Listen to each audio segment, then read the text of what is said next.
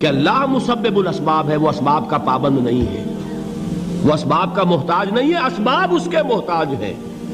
اگر یہ یقین ہے تو اللہ پر ایمان ہے، یہ نہیں ہے تو تمہارا ایمان اسباب پر ہے، وسائل پر ہے، ذرائع پر ہے، مادیات پر ہے، اللہ پر نہیں۔ اس وقت کہاں راستہ تھا؟ کوئی راستہ تھا؟ سمندر ہے اور ادھر سے لشکر آ گیا ہے۔ کلا ان معی ربی سیہدین۔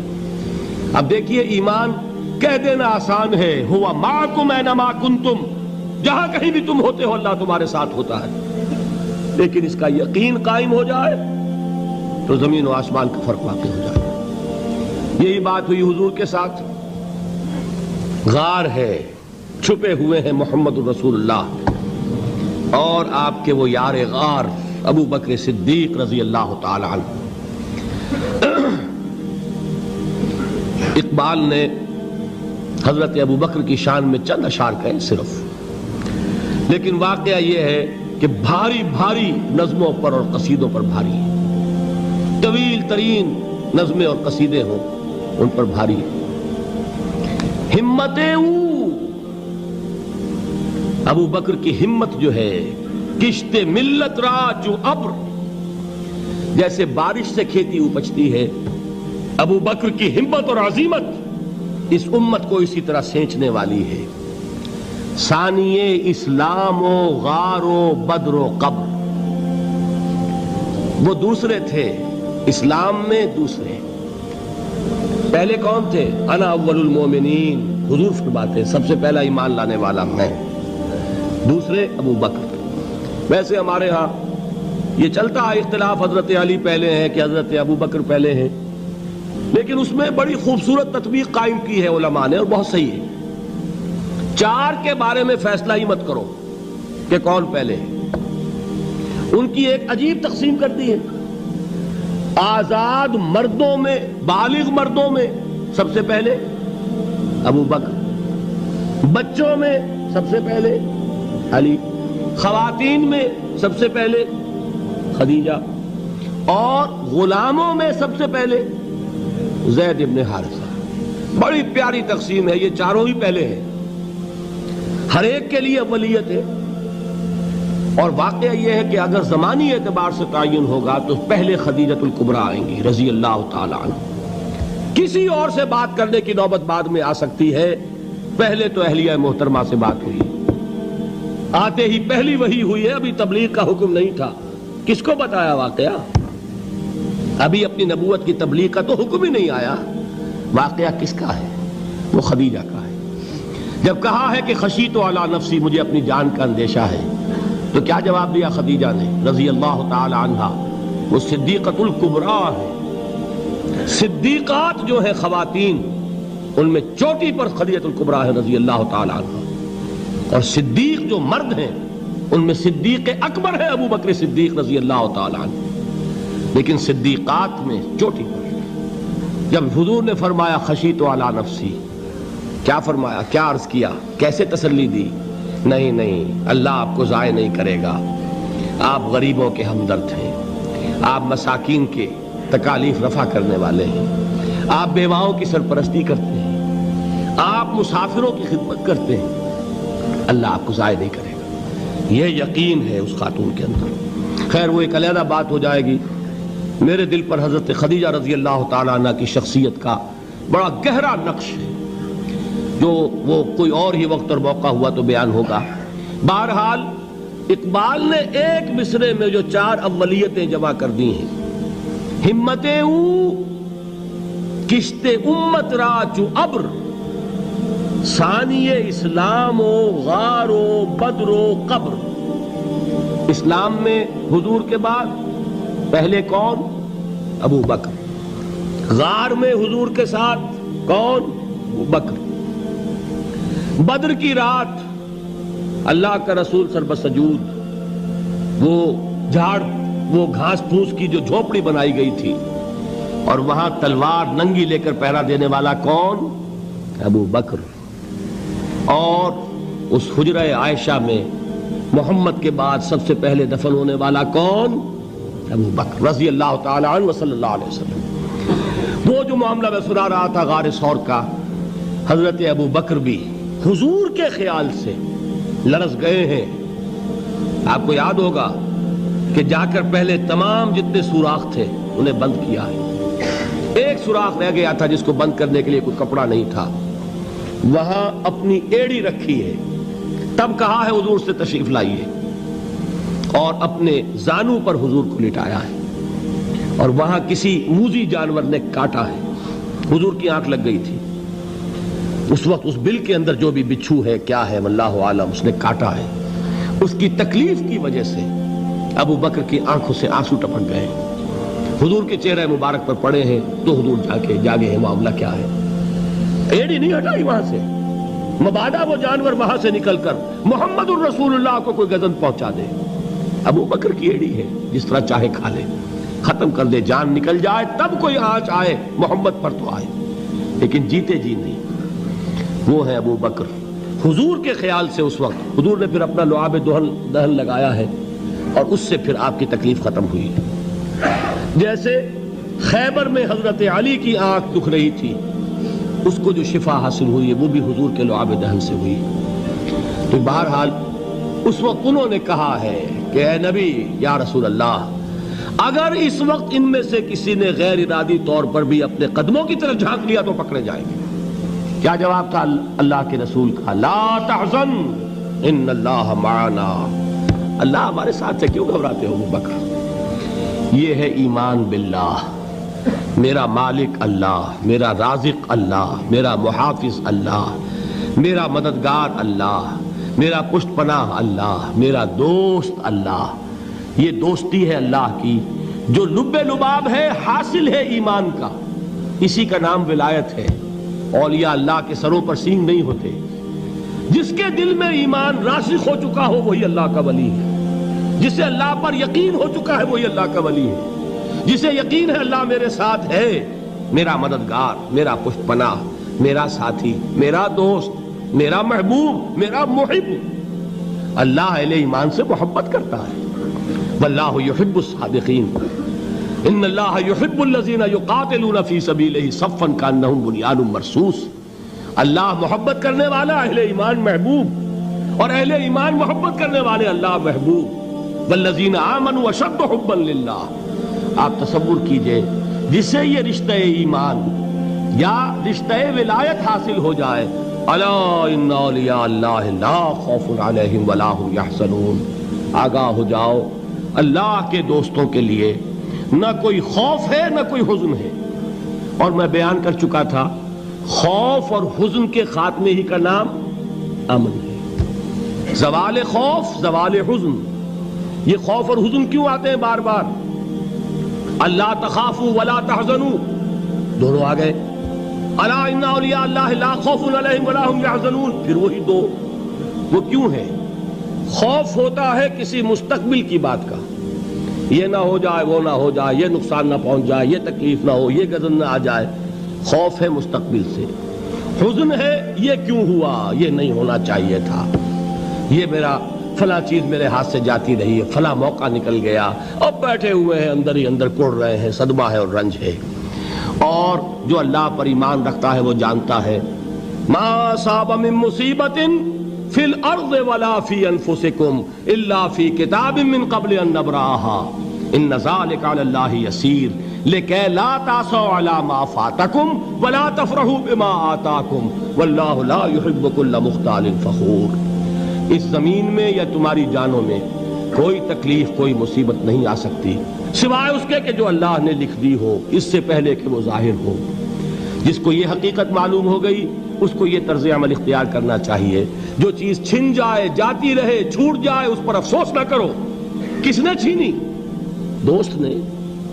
دوست کے فیصلے پر شکایت. دوستی کو بٹا لگا رہے ہو, سرے تسلیم خم ہے جو مزاج یار میں آئے.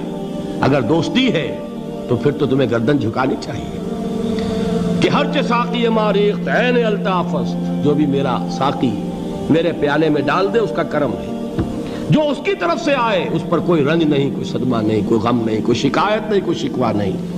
اور جو ہوگا وہ اس کے اذن کے بغیر نہیں ہوگا, اور اس کا اذن ہوگا تو یقیناً میرے لیے خیر ہی خیر ہے, چاہے وہ ناگوار شے ہو, بظاہر مجھے اچھی نہ لگ رہی ہو، میری شارٹ سائٹڈنس میں مجھے وہ نظر آ رہی ہے کہ میرے لیے بری ہے، لیکن قرآن نے کہا ہے عَسَىٰ أَن تَكْرَهُوا شَيْئًا وَهُوَ خَيْرٌ لَكُمْ وَعَسَىٰ أَن تُحِبُّوا شَيْئًا وَهُوَ شَرٌّ لَكُمْ وَاللَّهُ يَعْلَمُ وَأَنتُمْ لَا تَعْلَمُونَ۔ ہو سکتا ہے تم کسی چیز کو ناپسند کرو درحالے کہ اسی میں تمہارا خیر ہو، اور ہو سکتا ہے تم کسی چیز کو پسند کرو درحالے کہ اس میں تمہارا شر ہو۔ اللہ جانتا ہے، تم نہیں جانتے۔ جب مجھے یہ بات معلوم ہو گئی، میں نے اپنا معاملہ اللہ کے حوالے کیا۔ سپردم بے تو مایا خیش را تو دانی حساب کم و بیش را۔ اے رب، جو تو چاہتا ہے وہ ہو، تیرے علم میں جو شے میرے لیے خیر ہے وہ ہو جائے۔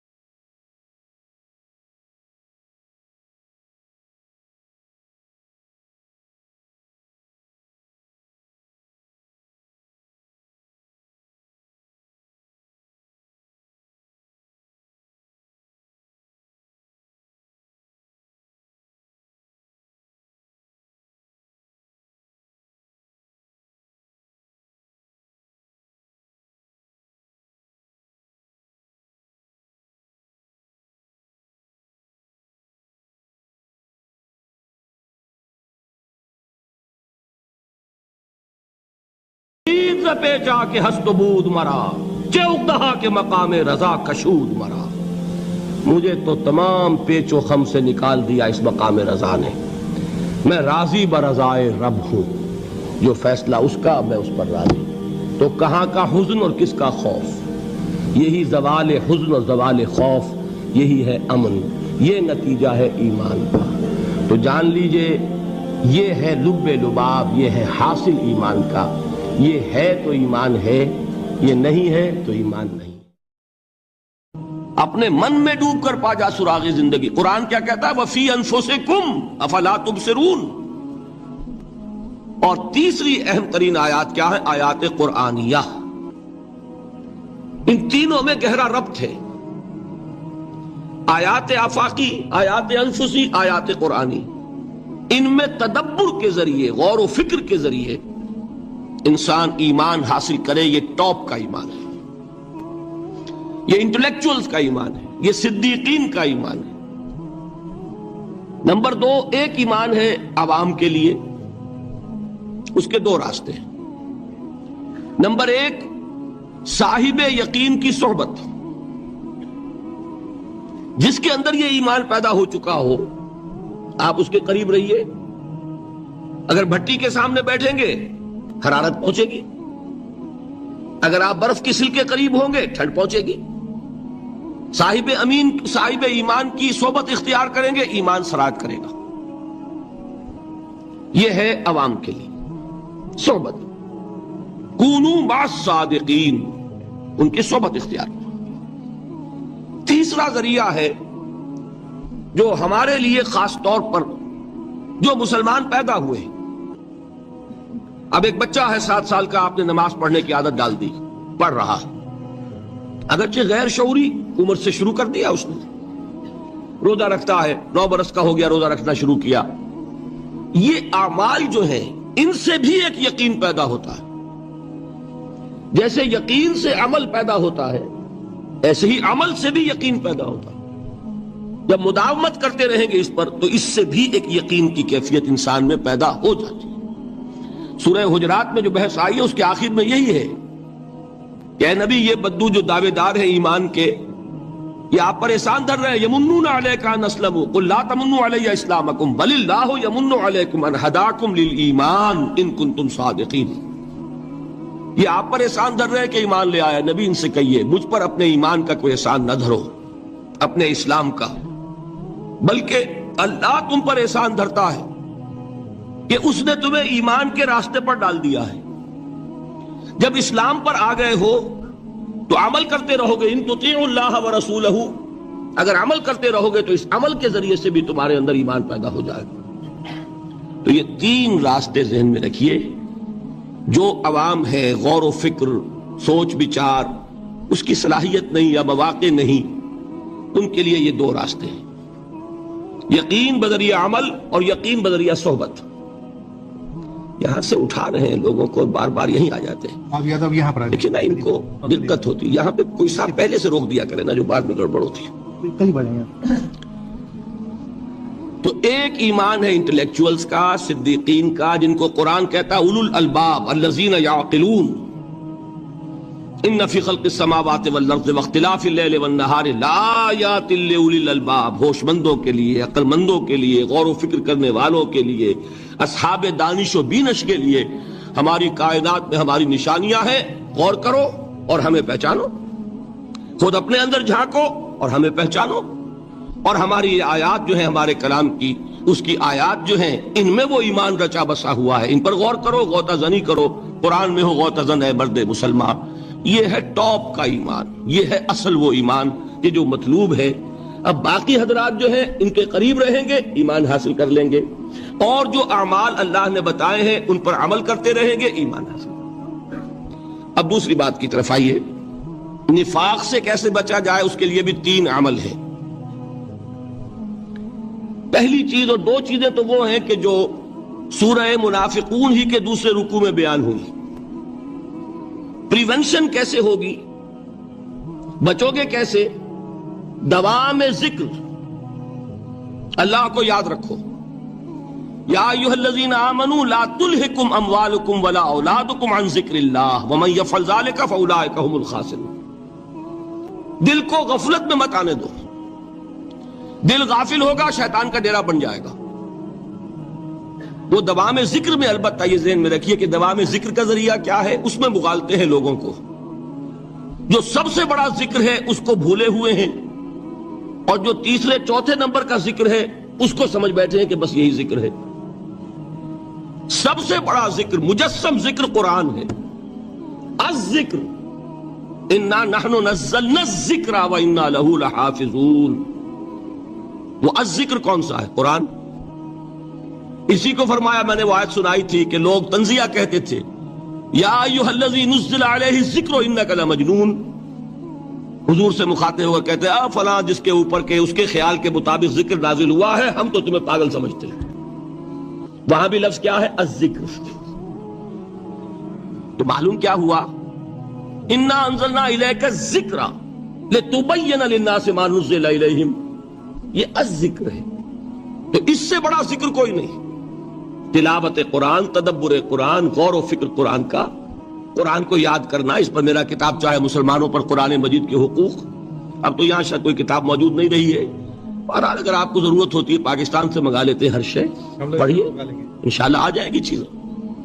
نمبر 2 ذکر کیا ہے؟ اقیم الصلاۃ لذکری، نماز کو قائم کرو میری یاد کے لیے۔ یہ ذریعہ ذکر میں، وہ تو ہے ہی مجسم ذکر، اور یہ ذریعہ ذکر میں سب سے اہم ہے۔ یہ عملی ذکر بھی ہو رہا ہے اور قولی بھی ہو رہا ہے۔ سورہ فاتحہ پڑھی آپ نے، قرآن شریف کی کچھ آیات پڑھی، پھر رکوع کیا۔ یہ رکوع جو ہے یہ آپ کا عملی ذکر ہے کہ آپ نے اپنے وجود سے اللہ کی عظمت کو تسلیم کیا، پھر آپ سجدے میں گرے، یہ آپ کا عملی ذکر ہے کہ اپنے وجود سے آپ نے اللہ کی عظمت کو اور تسلیم کیا۔